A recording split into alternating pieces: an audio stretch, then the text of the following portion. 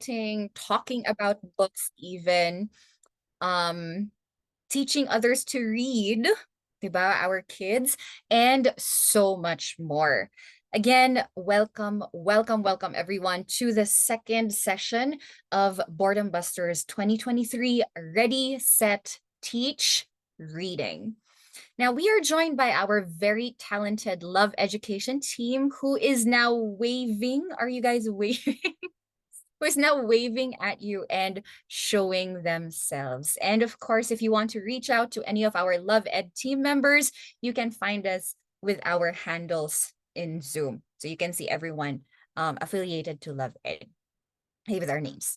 Anyway, as always, our team has gone above and beyond the call to make this workshop series great. So please help me send them love by clicking on your heart reactions. Ayun. Thank you again. Such a wonderful crowd we have today. Thank you for the love. Now then, Love Education Philippines has been committed to spreading love through teaching and reading, like our founder, Miss Ina, mentioned in the video. 11 years after its founding, we continue bringing more people with the same hearts and more books, as well as sunshine. May nauulanan po ba dyan? Sa area nyo, wala naman. It's like so bright and sunny outside. But regardless, we also bring you sunshine to you, the community that we serve. So please watch this short video.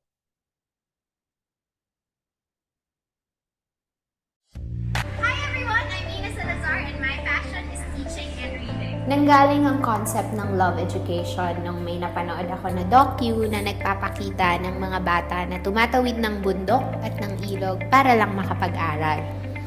After watching the video, it hit me and I kept on thinking about it. Filipino kids should not experience that, and I should not be sitting around doing nothing. I told my close friends about it and we thought of stepping forward. Love Education aspired to be a community of volunteers who selflessly give a part of themselves to others. We have projects in Laguna, in Aita community in Pampanga, with the children of coconut farmers in Quezon Province, and patients in Baguio General Hospitals. We give out books and school supplies as a reminder that someone believes and loves them, that they can dream, aspire, and become. We want people to discover that they too can be part of this community, and they can start their own charitable causes.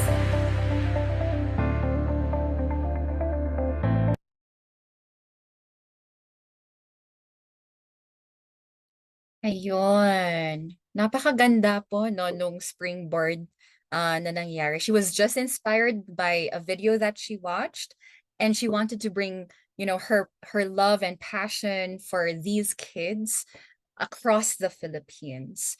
Now, in celebration of this year's National Children's Month, Boredom Busters is dedicated to the young hearts who are essential building blocks of our nation. It will serve as a reminder that every child deserves education, nurturing, and the best of everything. I know that you are all excited to get this morning started, but you might be wondering what else is in store. Okay, so before I introduce today's topic and speaker, please do mark your calendars for next week as well, because we're not yet done. On December 9th, we'll be learning the skills necessary in teaching kids how to read and improve reading with teacher Tasha. And just like today's talk, it's one that you won't want to miss out on. People with FOMO just like me. Now, we're going to learn how to utilize, integrate, and reinforce skills and components in reading instruction next week. For today's topic with Teacher Mocs, please say hi to Teacher Mocs. She's the lovely woman in pink right there. Okay. We're going to explore the importance of socio-emotional learning and how it can be developed through literacy instruction. She'll talk about practical strategies as well for integrating it into the classroom. So sit tight and enjoy the ride. Of course, for us to enjoy a smooth sailing workshop, let's follow some house rules here. Okay. Number one, mute your mic, but please open your cameras. Please keep your microphones on mute at all times, unless, of course, the speaker opens the platform for questions to be asked. You can find the mute button on the lower left corner of your Zoom screen. However, we do encourage you to open your camera because nothing is better than seeing each other. And don't we all look lovely and handsome today? Okay, number two, don't be shy. We encourage everyone to interact with our invited speaker and Boredom Busters people. You may maximize your learning experience by asking questions and reacting to our speakers and co-participants using the chat box. Number three, hands, hearts, and minds on. Lastly, the Boredom Busters team encourages everyone to put all their love into everything we are going to do today. May it be a craft done with our hands, thoughts to the words we speak, and the learning we engrave inside our minds. We'll proceed to the highlight of our event for today. I know a lot of you are psyched, prepared, and filled with a lot of energy for this workshop. Are you ready? Yes? So am I. Please prepare your pens and pads to take note of key points from our speaker today. Okay, so our speaker, let me introduce her to you. She is Teacher Mocs, and here says, as a parent herself, Teacher Mocs is passionate about education and a strong advocate for effective parenting. How many of you here are parents? Please raise your hands. Oh, there we go. I see a lot of hands raised there. So there you have it. She puts these passions to work as a certified executive and literary coach and education consultant. Over her 20 years of experience in education, Teacher Mocs has developed a deep commitment to enhancing literacy skills at the primary level. She makes it her mission to collaborate effectively with educators, learning support specialists, and communities to cultivate a culture of effective literacy instruction and lifelong learning. She is also dedicated to driving educational excellence through thoughtfully crafted curriculum and creating engaging learning experiences that inspire both educators and students. Everyone, let's give it up for Teacher Mocs. Hello, hello. Hi, good morning, everyone. Um, I'm happy to be here with you guys today. I hope you don't mind, like maybe once in a while I'll be drinking water. I've been like sick for I don't know, forever. Okay. So, um, yeah, so aside from me, I, I Ruth mentioned a while ago, I'm also a parent. I have four children. The eldest is 20 and the youngest is 5 years old. So I'm really passionate about um, this topic, both as a parent and as an educator. So yeah. I'll be sharing with you guys a Padlet link where you can park, okay, there, where you can park questions, ideas on what you're learning so far, um, something new that you've learned, and then the first two parts are like for something that you can take while we're talking. The last two columns, three pala. What is something new I learned today? What is something that I want to share with my friends? And what you want to try out is for the end of the session. But like, um, yeah, if you have questions along the way, just park it there so that we can go back to it later on. So before we start the um, main presentation, I would like to invite you to a meditation. So, am I sharing my screen already? Yeah. Yes. Okay. So, um, may I invite you to sit comfortably. You may turn on or off your camera, whatever is more uh, calming for you for this part of the session, only for the grounding meditation work. So, welcome, dear educators and parents, for this workshop on cultivating self love and creating safe spaces for our children. So, today we will embark on this grounding meditation to nourish our own well being, enabling us to better hold space for the young minds that we guide. So let's begin this journey of self discovery and compassion. So start by finding a comfortable seating position. So place your feet flat on the ground or on the floor,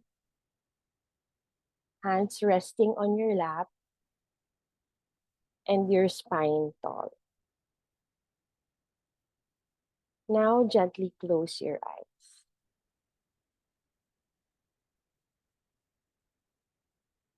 Take a few deep breaths, inhaling through your nose, expanding your tummy, exhaling through your mouth, contracting your tummy. So feel the breath as it enters and leaves your body. With each breath, release any tension or stress that you may be carrying. Imagine roots extending from the base of your spine, reaching down into the ground. Feel these roots grounding you, providing stability and support. Picture them anchoring you firmly in the present moment. Continue inhaling and exhaling. Now shift your focus to the different parts of your body, starting from your toes and moving upward. With each breath, bring awareness to any tension or discomfort. As you exhale, visualize releasing and letting go of negativity and stress. Now place your hand over your heart and feel the warm connection. Visualize a soft, radiant light glowing within your heart. And with each breath, let this light expand, filling your entire body with love and compassion.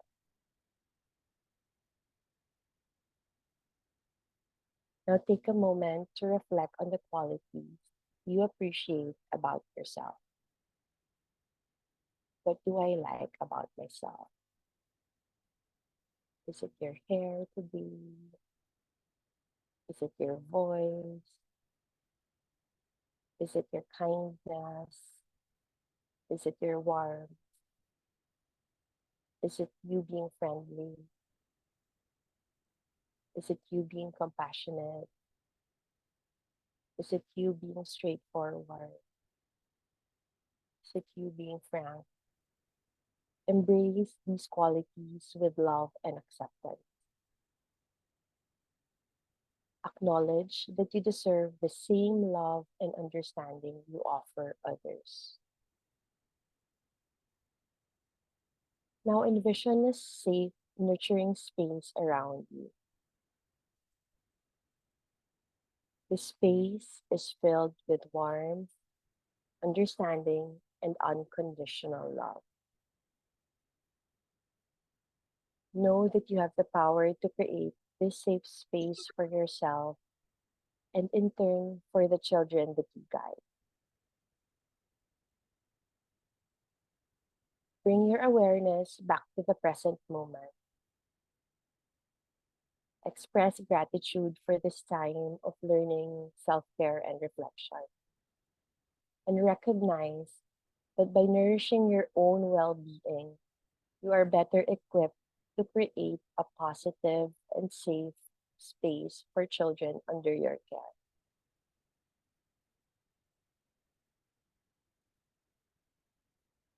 Now, slowly open your eyes and take a moment to reacquaint yourself with your surroundings. Carry this grounded energy and self love cultivated in this meditation into your teaching practice, creating a ripple effect of positivity for both yourself and your students. So I want you to remember that by prioritizing your own well being, you become a beacon of light and love for the young minds in your care.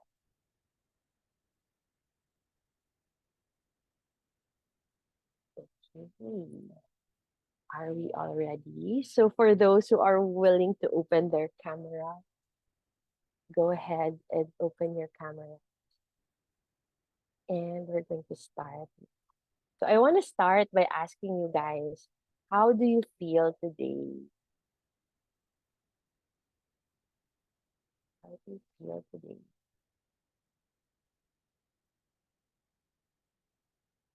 Me, I'm feeling excited. I'm also feeling a bit nervous. How are you feeling today? Do you feel light? Do you feel scared? Scared, what is scared? So yeah, whatever you're feeling today, hold on to that feeling and let's see by the end of the day how it changes or how it transforms or if it's still the same.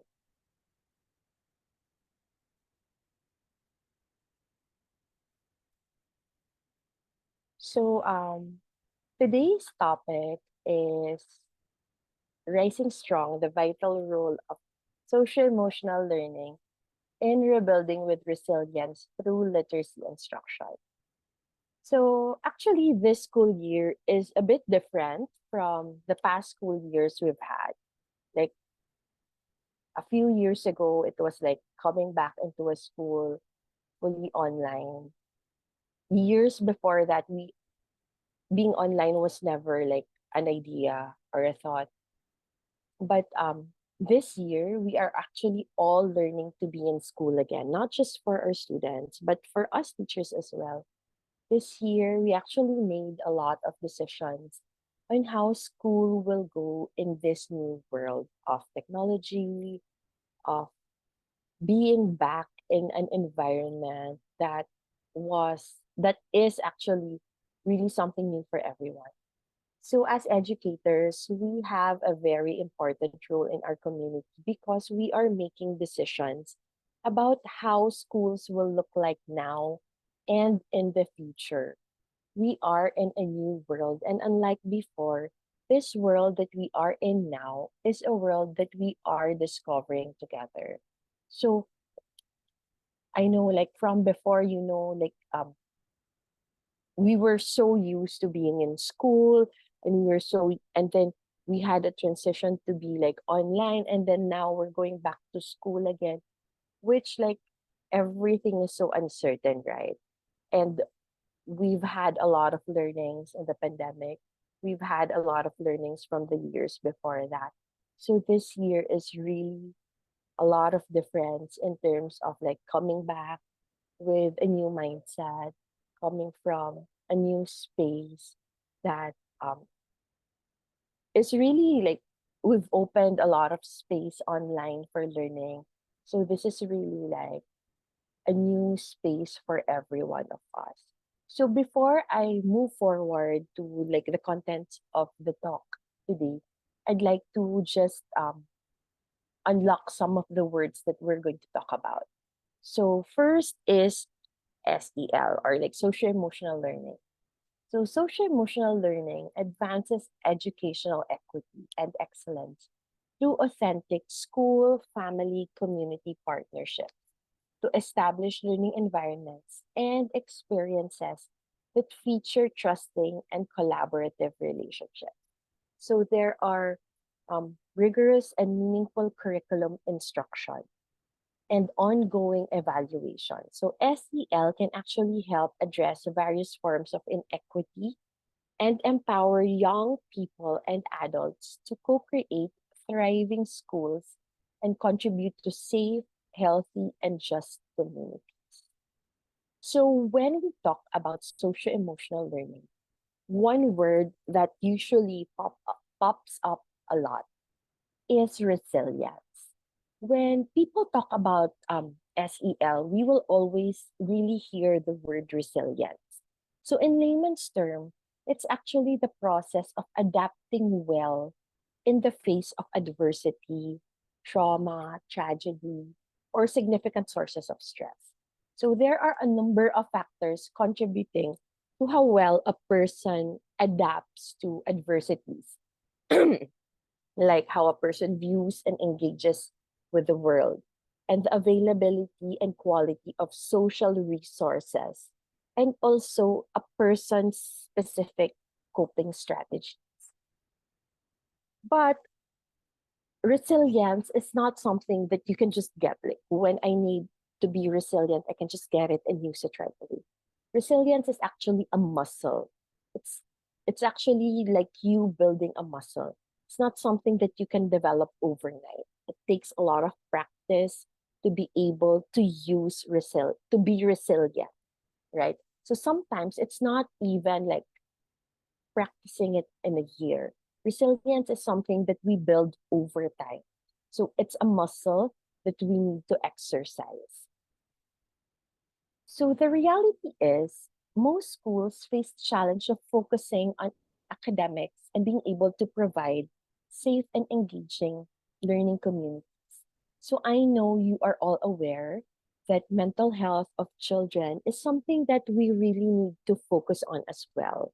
And I'm sure like we are in the same space in really understanding that we are committed to this in being able to address it. So, with the amount of time needed to focus on classroom instruction, and because of end of quarter requirements that need us teachers to rate students, sometimes we cannot find the time to address the socio emotional needs of our students. So, as educators, we should remember that our children's academic achievement and social emotional learning should be viewed as something that complements each other and not something that we need to choose, um, like to prioritize something. So as we continue to look for the best way to teach social emotional skills or SEL skills, the children will be needing to thrive in school and beyond, we should actually also consider looking into integrating it with literacy instruction. So actually addressing students' social and emotional needs in the classroom is very crucial because students cannot learn unless they feel connected and in a safe space. So connecting with our students and providing a safe space should be our top priority. Not sure if you've been seeing this a lot, like in my feed in Instagram and Facebook. Parang I would see this often. Um, there's a saying like parang students must Maslow before they grow. So with a huge number of students suffering from the effects of stress and trauma, and a lot of children being diagnosed with emotional and behavioral disorders, schools must address students' social and emotional needs in order for students to succeed academically. So this is just like a visual representation of how the Maslow of need hierarchy is as compared to the Bloom's learning hierarchy. Like I know before, like I think when I started in the field of education, we were really focused on Bloom's taxonomy and like parang what should kids be learning in school. But there are a lot of studies saying that before they actually learn, we should address what they need internally. So I'm going to share with you this idea of like literacy, emotional literacy, and social literacy. So if we like put it apart, literacy is really the ability to grasp the rules of written, verbal, and visual language, which is often equated with one's ability to read proficiently.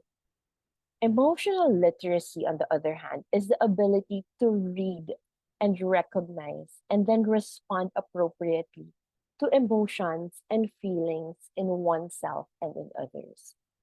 Social literacy, on the other hand, is learning to build and maintain respectful relationships.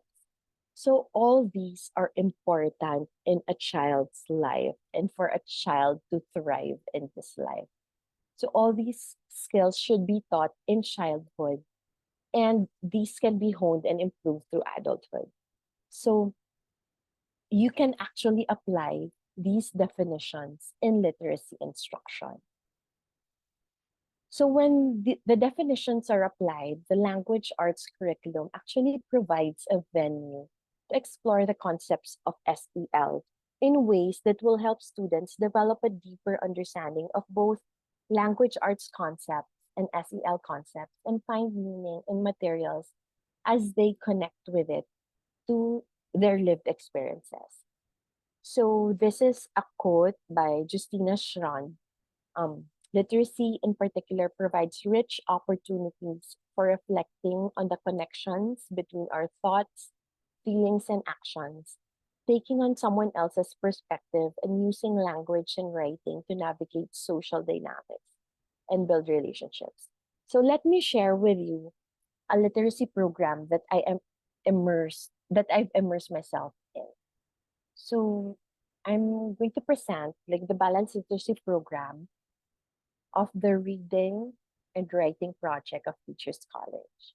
So this literacy program stands firmly on the idea that all students can learn to read and write. So um, reading is not something that develops just like that. There's really direct instruction involved in reading, and reading and writing is a complex process.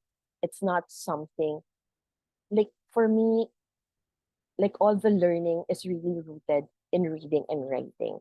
So like the other subjects, yes, they are important, but if a child doesn't know how to read and comprehend, they won't be able to do math and social studies and science and the other subjects. It provides many opportunities for authentic reading and writing experiences in a child-centered classroom. And the goal of a balanced literacy program is to help children become readers and writers who enjoy the value of literacy. So, what are the essentials of a balanced literacy program? First, ownership.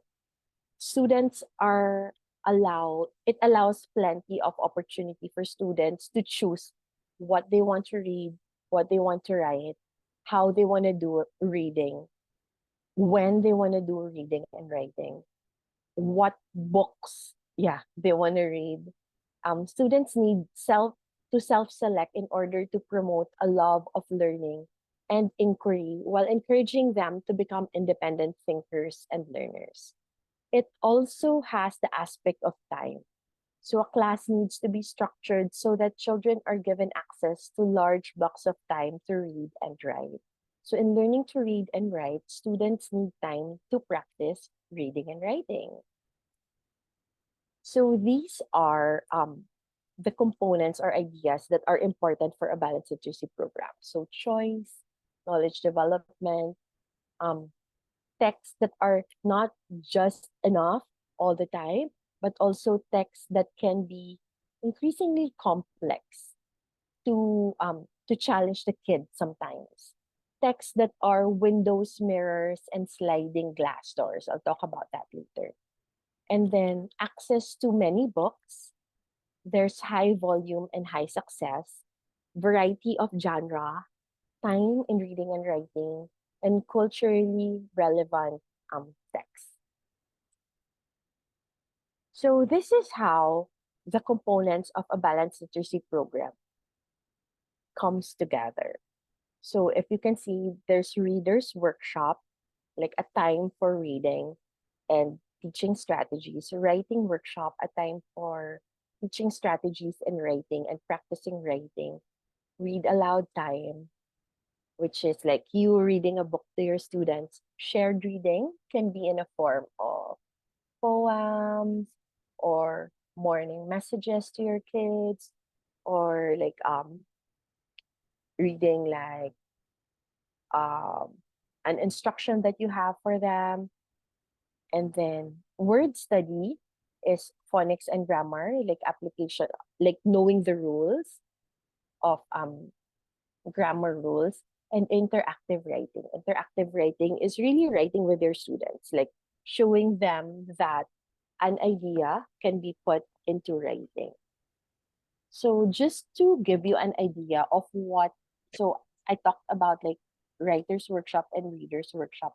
How does it look like? How does our workshop look like? So these are components of a workshop.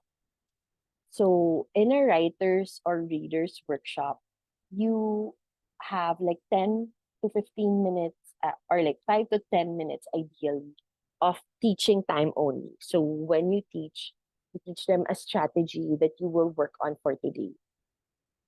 And then there is like around 30 minutes, 20 to 30 minutes of independent reading and writing.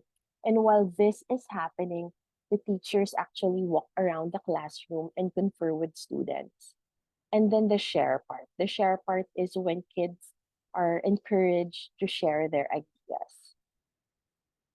So, so the instructional framework in a workshop approach is that you start with a whole group when the teacher actually teaches a strategy.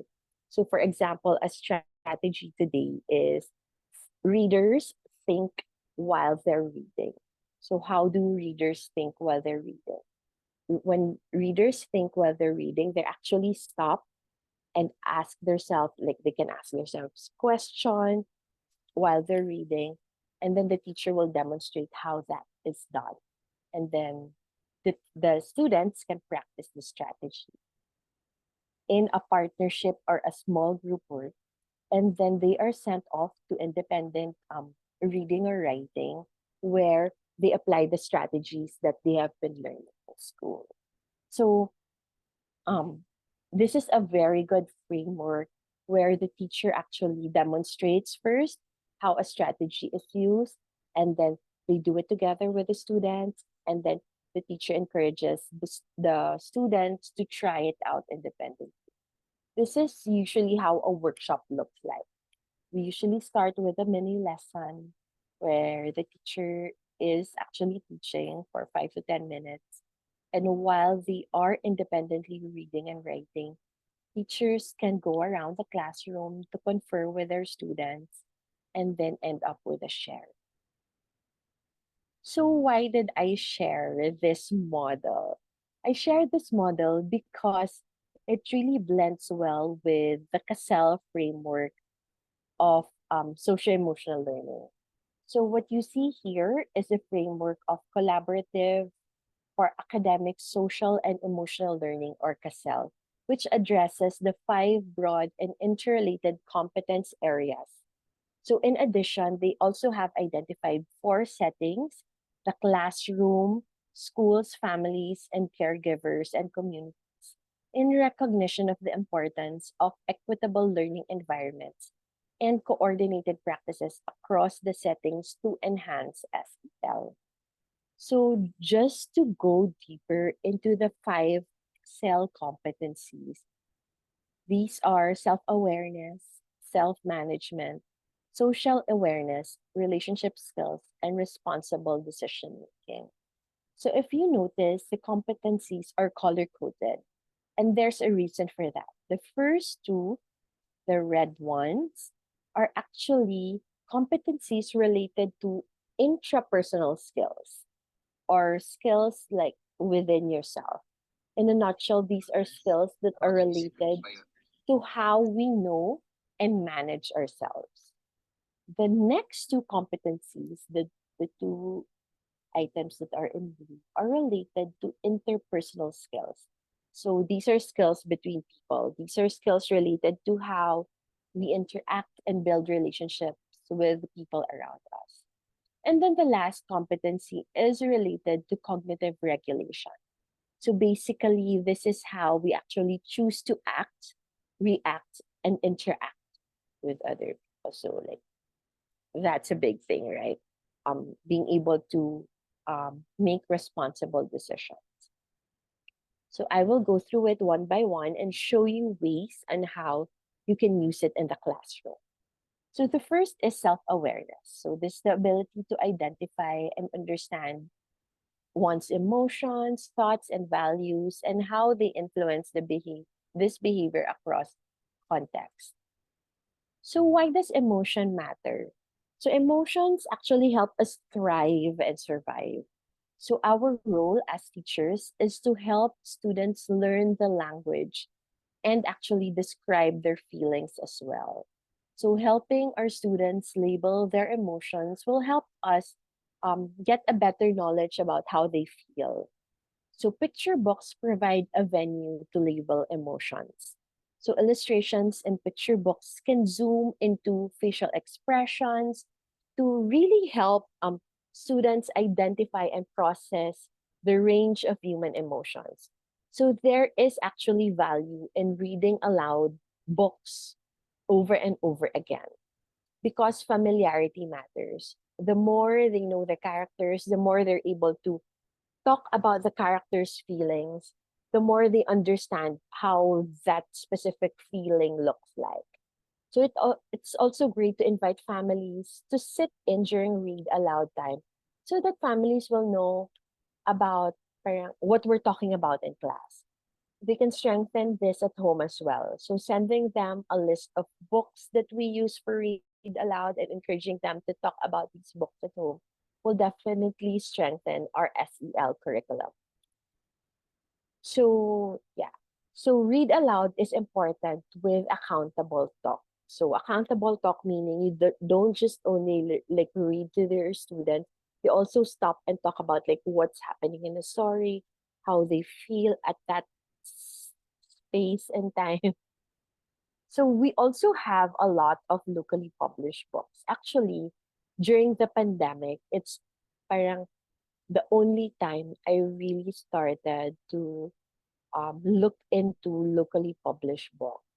And I feel like um I feel in a way na parang oh no, parang it was a huge realization for me that I only know of internationally published books and I didn't know a lot of books that are actually um published here in the Philippines. And like when I learned about these books, it actually helped me help our students even more because it's relatable in the way the illustrations actually show people who look the same as us, and there's really a lot of value in it. And I think the pandemic is good in a way that it encouraged a lot of writers to write. So these are new books. These are like recently published books about different emotions, which are different from the normal sad, happy, lonely, angry, which is like sungit, inip, hiya, pikon. This series by Adarna is actually a wordless picture book. And it's also nice to encourage kids to look into wordless picture books because you're actually helping them label what's happening and you're actually teaching them to storytell using just the pictures. So this is a really good idea to explore on self-awareness. These are other books. Masaya ako, masaya ang maging ako, like being happy for who we are. Um, and then Steadfast Nails. Pinky the Picky Butterfly is actually a story about a picky butterfly, and it's okay to be a picky eater. Like sometimes, like we need to normalize a lot of things with the kids and make them understand that it's okay to be different from others. But like, what can I do to accept myself, or what can I do about it, or like, how can I resolve a dilemma that I have for myself? So like, um, really encouraging kids to be aware of these things is important. So this is another book by Kado Publishing. It's called I Am Love. So yeah. So some things that we can ask our students are like, what does the character feel? What made you say that? Did you zoom into the illustration, look into the illustration? Or sometimes like kids like infer or make judgment about a person's feeling, but like it's obviously a judgment. So we can actually ask them like, how can we check and validate if that feeling is accurate? How did the story make you feel? What does it mean to be sad? What does it mean to be angry? Did you feel exactly the same when that thing happened to you? If not, what exactly did you feel? So always end with, how do you feel?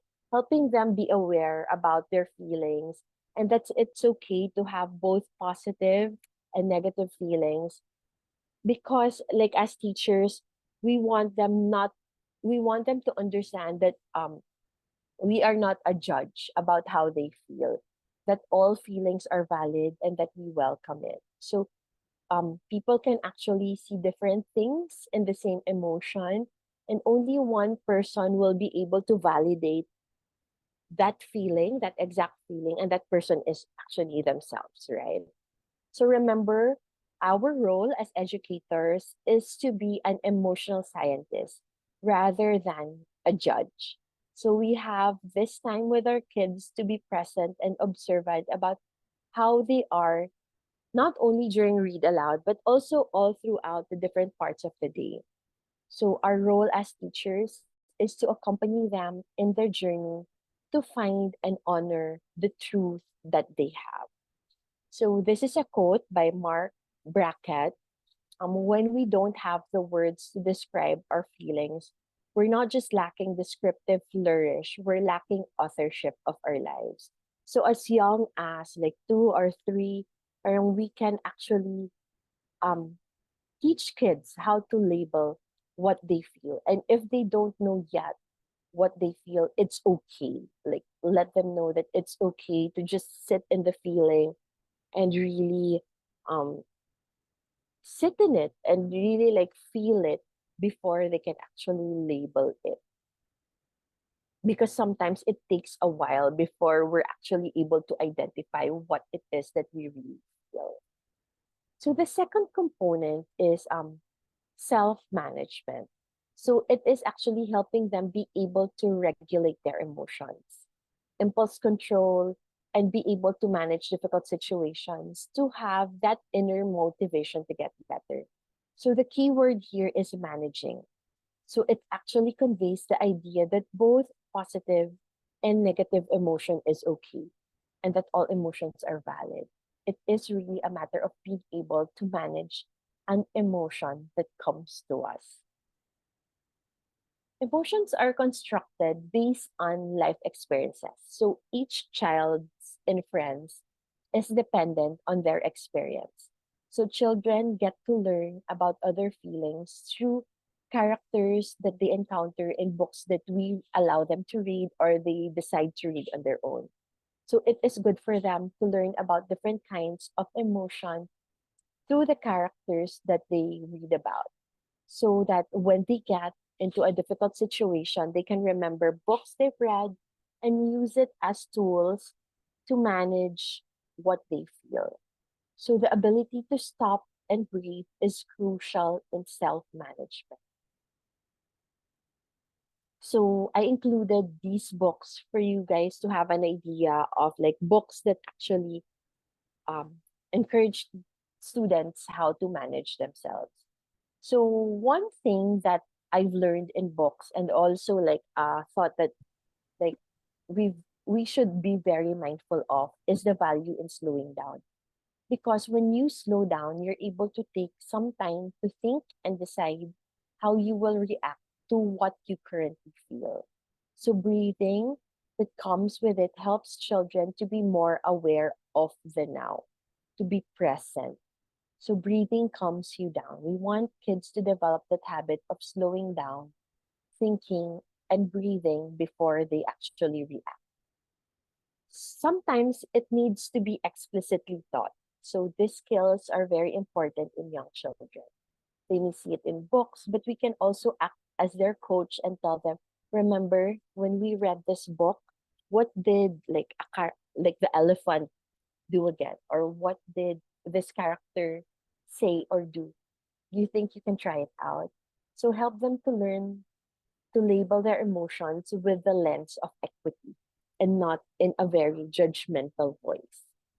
So, as teachers, we also need to be emotional co regulators to provide support, give suggestions on what works for them and not what works for you. So, these are locally published books that help in self management. Um, ang halimaw ng mga kulay is about like different kinds of emotions and feelings. Feeling my anger is really being able to understand that it's okay to be angry and it's a normal feeling. Masaya pala is about like trying out, like being happy, that it is a choice. Like I know like some kids can be like super mad at times and it's hard to encourage them to think of another option or move forward. So this is a good book. The Sad Cat also is about like exploring sadness. So these are prompts or questions that we can ask the kids while we're reading. What did this character do when he was feeling sad? What did this character do when he was feeling angry? What can you do when you're feeling angry? Um, and then try out the strategies that are taught in books, right? Um, like breathing in and out, or like stopping and thinking. Yeah. The next is social awareness. Social awareness is the ability to understand the perspective and empathize with others, including those from diverse backgrounds, cultures, and contexts. So these are prompts that we can use. What we can also do is extend the stories that we have in school. Like we can have role playing, like that's another way of parang retelling a story. Um, we can also make puppets for them to reenact the story, or they can use the toys that they have to actually parang retell the story. So, yeah. And sometimes when this happens, when they're trying to recreate the story, sometimes you'll hear their voice coming out. Sometimes they try to change the story to what they actually feel and how they want the character to act on the situation. So the next is relationship skills. So relationship skills is the ability to establish and maintain healthy and supportive relationships and to effectively navigate settings in diverse individuals and groups. So emotions are actually signals to approach or avoid, right? So being able to label and identify it is definitely helpful in being able to decide what to do once you're in that situation. So through books, we help them to be able to make inferences based on the illustration in the story and the storyline. So we need to stress that this is actually also evidence-based, right? So picture book allows for discussions or emotions and provoking conflicts and events. And I guess this is the time where I want to share with you that picture books is not just for kids who are in preschools, even kids who are in grade school, even like kids who are in high school will really, really learn a lot from picture books. and really like practice a lot of skills in reading picture books. So these are locally published books that talk about relationship skills. Like when my friend grieves, when my friend wins. My Super Maya is a book written by my friend Bambi. This is a book about a child who has um hearing difficulty. So yeah, and Doobie Doo is actually a graphic novel with um a child with AS. So yeah. So there are really a lot of locally published books that yeah, I can show you more later. But there are really a lot of locally published books that will teach you and the kids really how to be more socially aware. So these are prompts that we can ask. Um, so establishing relationships also include building trust, testing limits, learning about compromise, taking turns, collaboration, delayed gratification, and navigating an environment with other people there. So the next is responsible decision making. This is all about the capacity to choose how to act, react, and interact. So, what a better way to foster this and other competencies than through play and reading? Responsible decision making is also a call to action. It's understanding that you are part of a classroom community, you are part of a school community, but there's also like different communities around you. This will actually push students to think of ways on how they can help, knowing what others went through or are going through. So these are books about responsible that we can use to tackle responsible decision making. So as I mentioned a while ago, emotions matter. How we feel influence our choices and our decisions. So like when you read a book and you're able to really connect with the kids, they're able to really feel like, oh, okay, that's how it feels when people look at you. That's how it like for the book, like a chair for my mother, parang in the story, there was a fire in the place. Like that's that's how a person who encountered like fire looks like. So it will help them to think like when something like that happens in their community, like how can I help? Because I know that's how a person like they don't need to experience it themselves to know how it feels like because you're able to expose them through the books that they read, right? So you're able to teach them like ways on how to overcome obstacles, to be resilient, and actually not see failure as a ano, negative thing in life, right? So being able to provide that safe space for our students is one of our roles as educators. So yeah. So it's also like important like the book Shark Lady and Dinosaur Lady is about like people who actually discovered things, right? So we can also talk about people's accomplishments to try to emphasize the process to get to something. We can also talk about that to talk about frustration, state of mind, and points of learning along the way. So if you point out examples frequently about these things, students can learn to model and practice resilient thought, words, and actions in their own lives. So these are locally published books that show you about those things. Like Nanay Kuring is a story of um, the owner of National Bookstore. Quintot Pilak is a story of a national athlete. Um, Supremo is not a story about DJ and Cassie joke lang. Updated ba kayo doon? Anyway, so Supremo is a story about a child who discovered like strengths through Andres Bonifacio.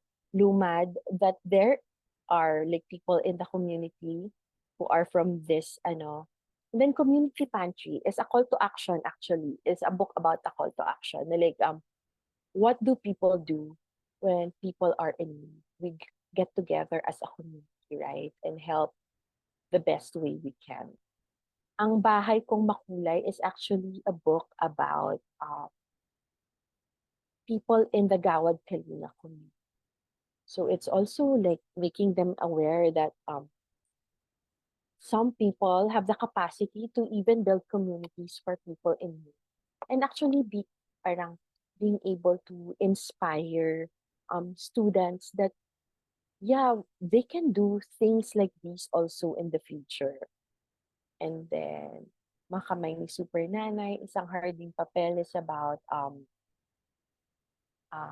martial law, like a point in time. So history actually also is very important for kids to understand that there are points in time where we learn as a community, and as a community we also take actions so that things don't happen again, right? So Sakto Lang is actually a nice book about being contented. Like this is a story about like a mom who always has enough. So there we so these are story prompts that you can ask children to help kids learn to identify problems. You can actually also give them a think aloud model on how it is done and how we can talk to ourselves actually to help kids form an inner voice that they will use when they work independently. So, what are other things that we can do to further develop SEL skills? So, we can encourage families to have read aloud sessions at home. We can also share with families the value of read aloud. You can share your book list. You can share own voices texts. You may also encourage families to do journals, journaling through drawing in words and in so that they can help kids to be more self-aware and how to label feelings. So this is a picture of like me and my son and my husband doing read aloud. So we can also share that responsibility. It's not just like the responsibility of a mom. It can be a sister's um role for that day in the family. So it can be anyone's responsibility, even like an ate's responsibility. This is a challenge that I had with my family during the pandemic. So we had like a read aloud challenge because community building is important. That's one thing that I've learned in this journey of SEL and literacy. Na it Nakakaitim really mo kami. takes a village. It really is a community act and effort. So I was challenging my cousins to read aloud to their to their kids as well. And because also as you nurture them and grow in social emotional skills, it's very important to have people who help you grow in it. Like it's not like something that like if I want to be resilient, I can't be resilient alone. I need people to be helping me to be resilient. So these are things that we can do also in school, like allow for independent reading, and then being able to really um, communicate and share it with our families, and also celebrate reading and writing. So in the book Permission to Feel, Mark Brackett said this: too often we look for strategies to shift ourselves and our children out of negative emotion spaces. We're told to think positively or be grateful, but that's not always possible. During difficult times, sometimes we just need to be there for one another. So these are just some strategies on how to choose book or how we can recommend books to others and to our friends, to our colleagues, to families. Books are powerful tools. Our library collection should be curated in ways that we see ourselves and our kids in these books, and for them to see the world beyond the classroom. So we should choose developmentally appropriate books to suggest. We should consider the characters, the length of the book, the setting. Representation matters. Literature transforms human experiences and reflects it back to us. We see our own lives and experiences as part of a larger human experience. So reading becomes a means of self-affirmation, and readers seek mirrors in books. Authenticity also matters. We need to hear different authentic voices. So if books are not well written and does not speak to the reader or to our students, they won't be able to relate or grow compassion for the character. So authenticity makes the characters believable and be able to identify them as part of a social group. Celebrate differences through authenticity. Children talk about books. So if they talk about the books that you read, and there are then it means they're learning from it, right? So encourage children to also talk about these books with their families. Um, Another suggestion is to be very purposeful in planning out your days.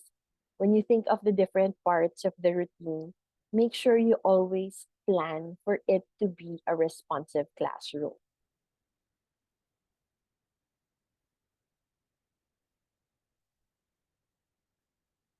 So where can you find books? There are different subscriptions that are actually free. Epic is a free subscription. Bury Books also has free subscription. Room to Read is actually a project um, that published like several books pre-pandemic. Open Library also has free books. YouTube is actually a good source of books. If you are interested naman to learn about new books, NetGalley is a good subscription. If you subscribe to NetGalley, you sometimes have like an opportunity to pre-read a book that's just coming out in the US. Locally, where can you buy books? Of course, National Bookstore, Anvil Publishing, Adarna House. Pampal Pie is actually a very good resource for me. Like, I really love Pampal Pie because they're able to house all local publishers ata eh. They even have like a category on indie publishers. So yeah, that's really a good source for locally published books. Um, a while ago, I mentioned this already, how SEL actually advances equity. So read aloud time actually provides opportunities for students to engage in productive discussions. I just want to stress on this na we can't do this alone. It's really like community effort. This is an illustration of how levels of culture differ. When it is just like surface culture, like, yeah, we talk about SEL, we talk about um, social emotional learning. The school will have a seminar about it. And um, not a lot of collaborations happening. It can be here. You can see observable elements in like books that we use, yun nga, workshops provided, but there is very low emotional change. When it is shallow, there are rules. The school begin to talk about like rules. The school begin to communicate more about it, then there can be a strong emotional um, charge or change in the school. But what's important is for it to have, for the culture in our communities or to be very deep, because that's only when we can really affect change. Deep in a way that SEL is already part of your school culture, your families know about it, then we can talk about it as a school and how we can work on effecting change. So I want to end with this. I know most of you guys are educators, and I want to give like steps on how we can advance and really be allies here and affect change in our communities, right? So first, I want to say take time for self-care. Rest is important. Dr. Harandang would always say, rest is your moral obligation. It's your obligation to the people around you. If you are not well rested, if you don't care about yourself, you won't be able to take care of the people around you. You won't be able to care for your students, to come from empathy, to come from compassion. Um, I want you to remember to that you are holding space for your students. And to hold space for your students, you have to always come from curiosity and not judgment. I want you to understand how children learn because in understanding how children learn, we can help them better. Sometimes they say passion is enough to be a good teacher. I also thought for a very long time that passion is enough. But if you don't know content, you're not able to provide what children need at that specific moment in their life. So, parang for you to be a teacher, kailangan mong maging matalino in a way. You have to be researching a lot. You have to be learning as they are learning as well.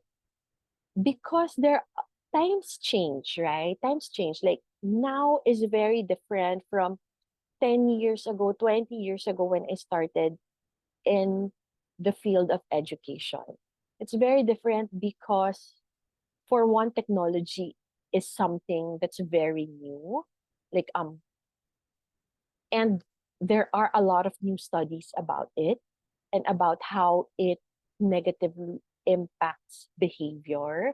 So that's something that we can actually um, learn more about and be able to use it in a way that is helpful for our students.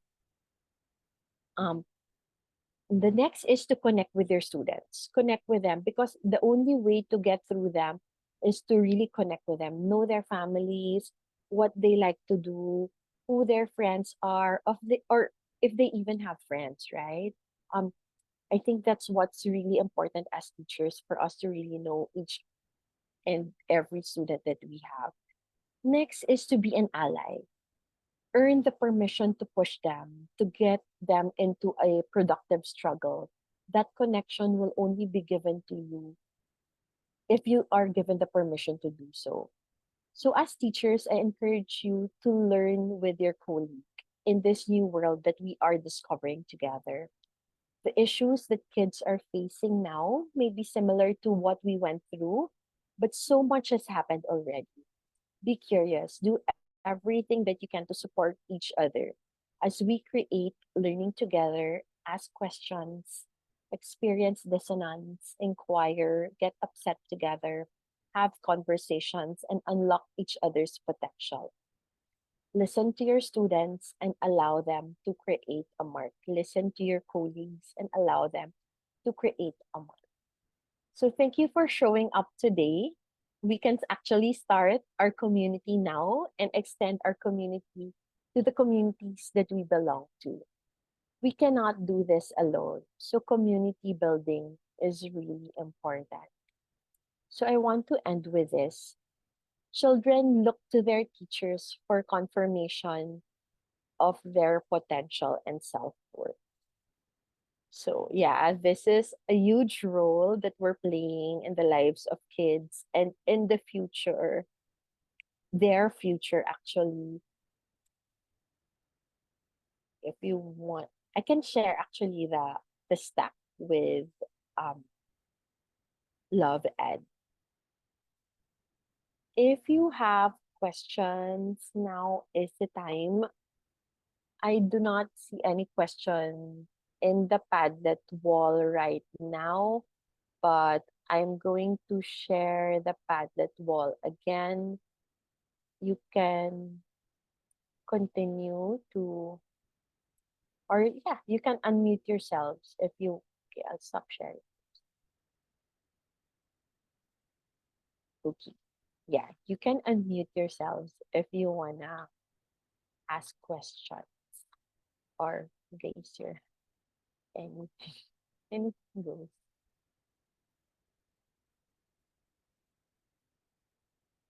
Any question?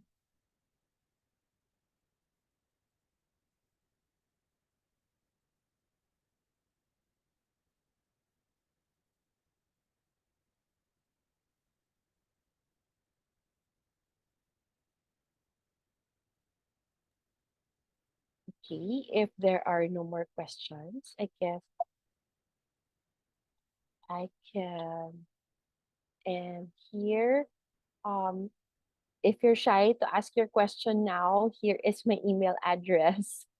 Or you can follow me on Instagram and ask me questions there. I've actually made a lot of friends during the pandemic because of Instagram, and I've connected to a lot of teachers. Like during the pandemic, it's actually a good place to, like, until now, I've been connecting to a lot of educators around the world in Instagram, and it's actually a good way to create community. So there. Thank you very much for your time.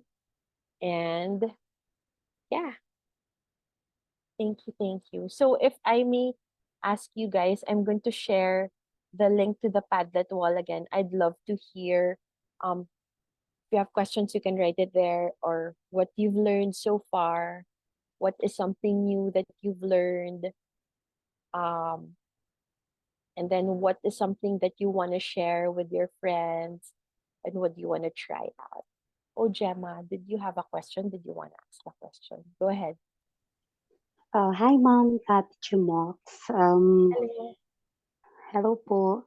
Sorry, can't open my camera right now. No Just problem. just want to have your suggestion, Ma'am. Since for us po kasi, we are catering to high school students. Mm-hmm. You did a very nice presentation, Ma'am.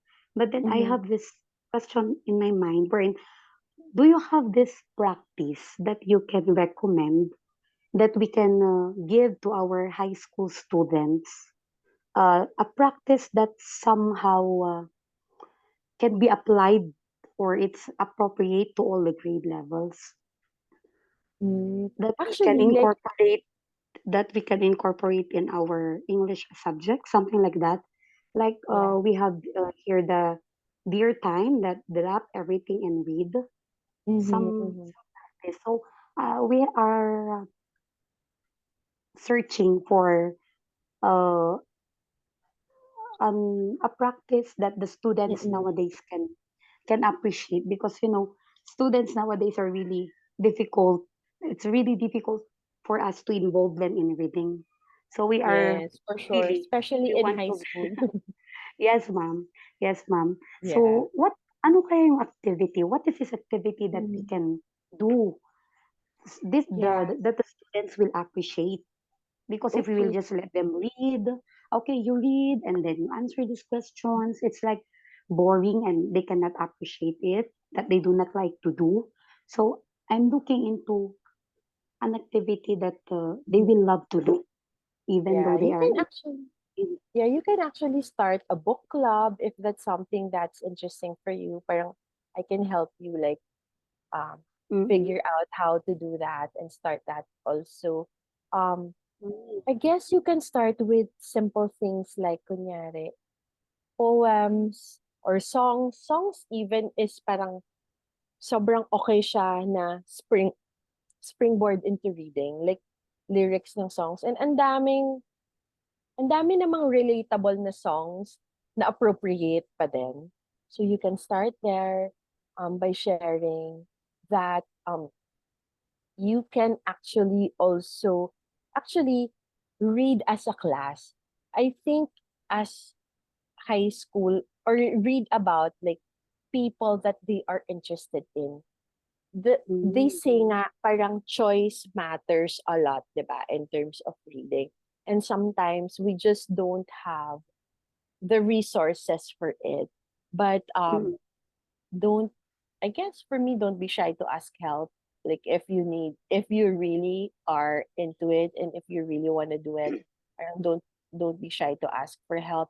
And at the same time, yun nga, usually like for high school, their interest is more non-fiction as compared to fiction. Like Mm. like reading about AI or reading about yung mga things that are interesting to them, YouTubers, life of YouTubers. Alam mo yun, yung parang it doesn't, parang the reading doesn't always have to be stories. It doesn't always have to be Mm.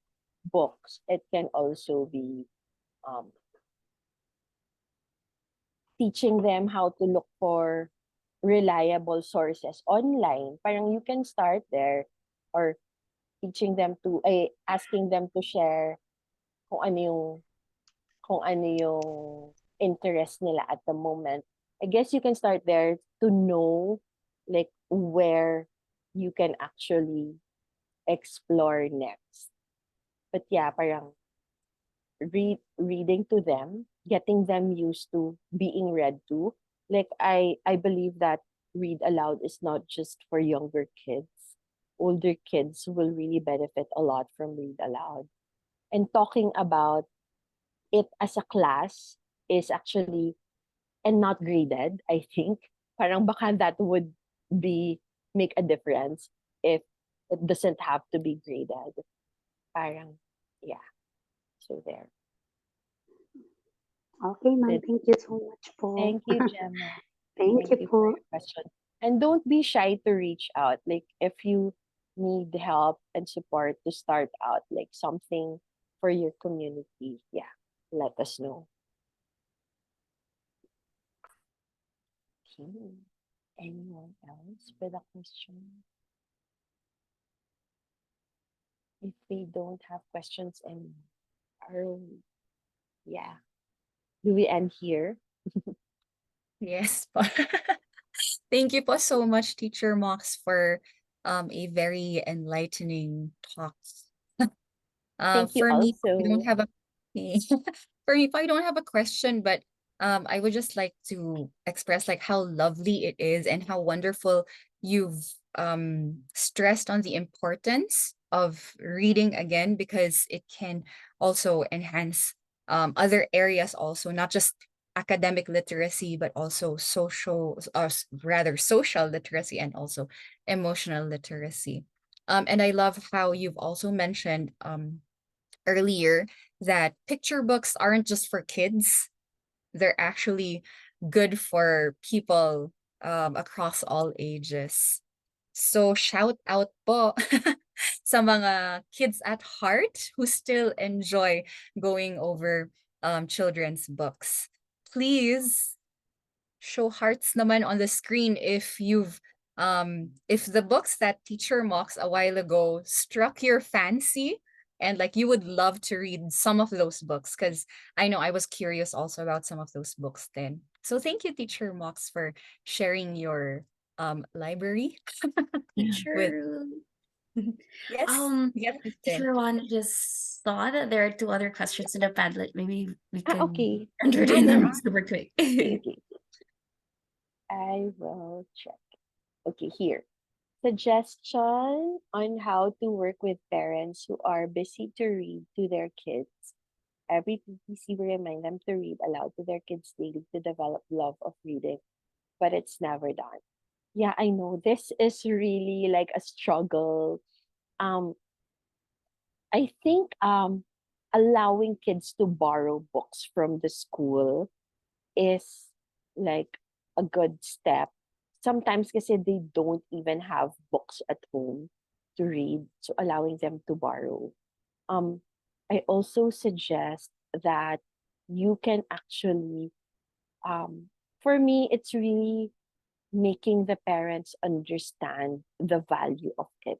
Like I know it's hard, but being makulit about like send some, like before when I was in the classroom, I would really send even like kunyari, an article about read aloud, an article ganyan. Parang I would send those things. I would send book lists. I would send books that we have in the library that they can borrow. One thing that I saw that's very effective is sending a reading log because they're kind of forced to do it. Like parang sending it, the parang the assignment is to read to your child.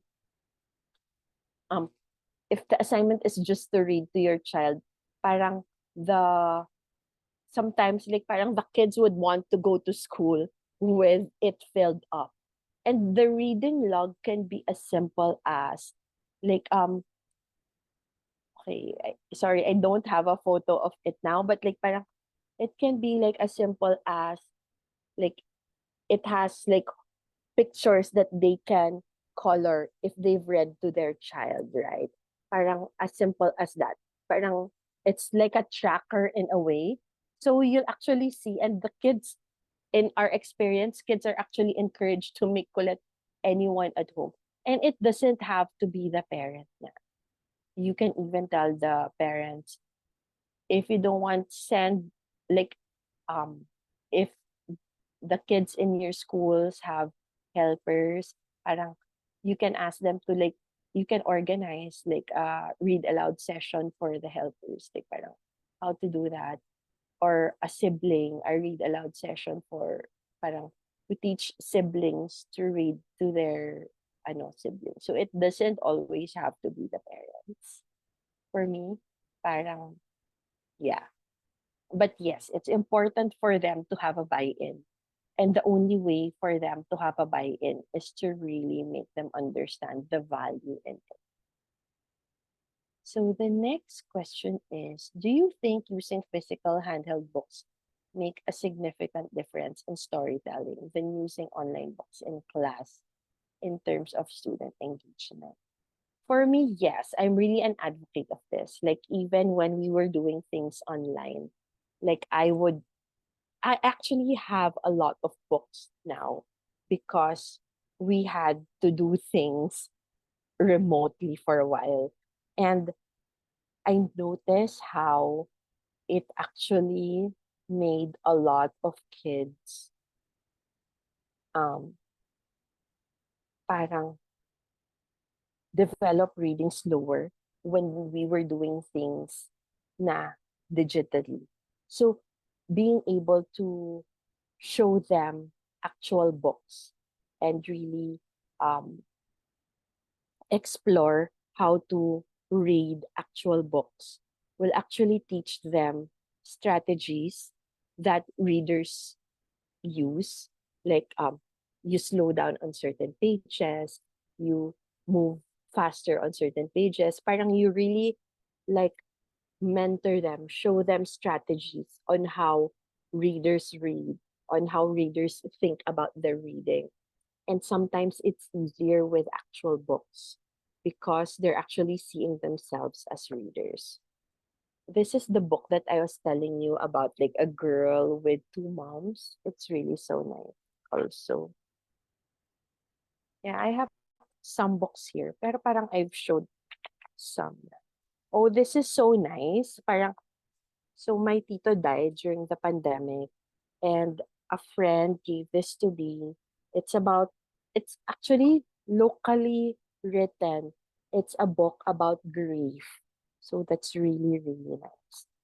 There is also, this was produced by Adarna naman.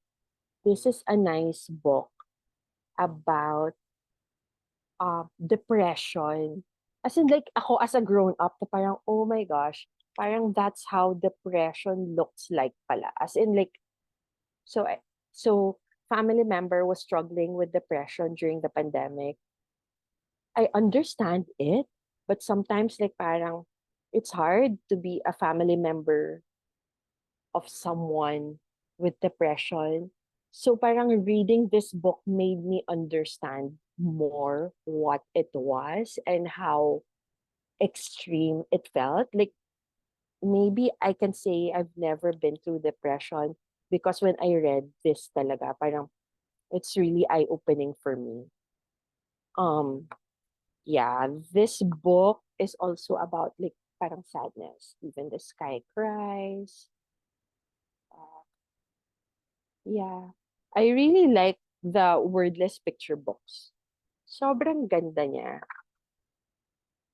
Like it really zooms in on feelings. This is sungit. So like, masungit talaga, 'di ba? Ganun talaga yung itsura ng sungit. And na-realize ko, hindi alam nung son ko kung ano yung sungit. Like parang it's something that he does, but he doesn't really know how to label. Like nasungit pala siya. So wordless picture book also helps in labeling, right? Okay. There's another question here. We have an existing reading room at school. Any activity in mind of activities we do? Yeah, we actually sometimes do like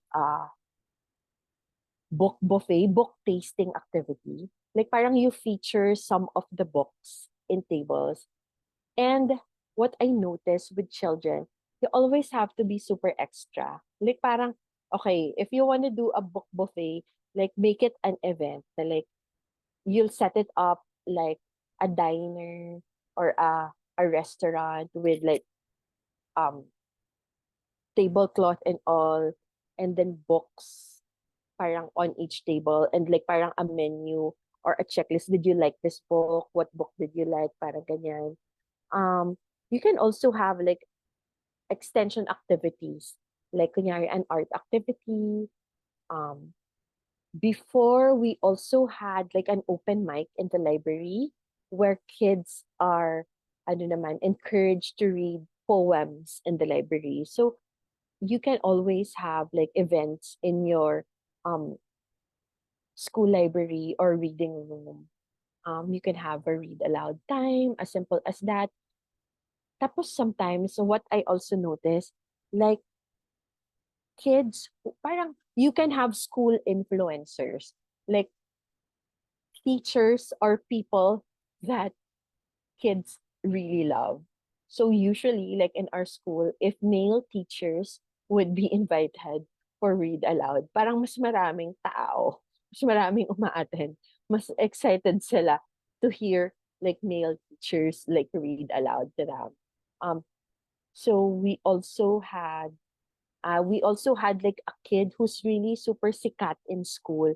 Parang medyo ate-ate siya nung mga kids. We invited her for read aloud. A lot of kids like really went to that read aloud because they want to be with her and not because they want to listen to the story. So sometimes you really think of like ways to really encourage and pull them in. And what I realize is kids really just have to fall in love with one book. It's just really one book that will make a child a reader. And the lifetime work of the teacher is to help kids find that one book. Because, yeah, once you find that book, you can, I know, encourage them to be a reader. So, yes. Anything else I can help you with? Yes, I agree with this. I find some Filipino local books too long for preschool age. Do you make it short during storytelling? Sometimes I really make it short too, but yun nga during one of the gifts of the pandemic is people writing and a lot of publishers publishing new books that are for younger kids. So this is like a book that's super short and nice. Before kasi, okay, I'm not gonna label a publisher or what, but like I know like we grew me I personally grew up in a phase where all locally published books were like books that had so much words in it. But now there are a lot of books with super little words na like sobrang appropriate for kids who are 2 and 3. It's not here, the other books that I have. But yeah, here. So, super dami ng books now that are super age appropriate. So, like, Pumpal Pie is the place to be. Like, really message. You can even message them on Instagram and they will respond to you. The owner, Alexine, is super, super nice. You can even ask her suggestions. Like, Alexine, what are books for 2-year-old? And she understands what that means. Like, she knows that it means less words. And then, yeah.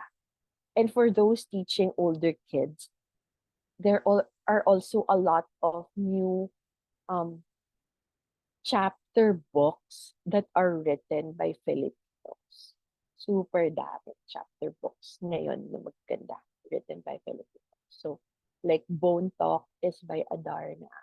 Ay, Adarna, hindi. By Anvil. Bone Talk by Anvil. Yeah, a lot of picture books and a lot of graphic novels that are like locally produced. So, yeah, go for it. Message me if you have questions. I'm on Instagram 24/7. Just kidding. Yeah, so that's it. Thank you very much. And yeah, um, this is a community that we're starting with. We're gonna help out each other have um equitable classrooms, better classrooms, providing books for our students. So yeah, thank you very much, Love Ed. Thank you again so much, Teacher Mox. And for those, again, if you were shy to post your questions or ask your questions in this session, Teacher Mox already said she's available on Instagram 24/7. So there you go. Well, everyone, that was the second of 3 sessions for Boredom Busters 2023. Show some love to our fantastic speaker who joined us today. If you can, send compliments as well in the chat box. Go ahead, type them. Are now available. Every single set of cards you buy will help to make sure a student in our partner community will receive an educational toy this holiday season. There are 3 beautiful designs which you can see here.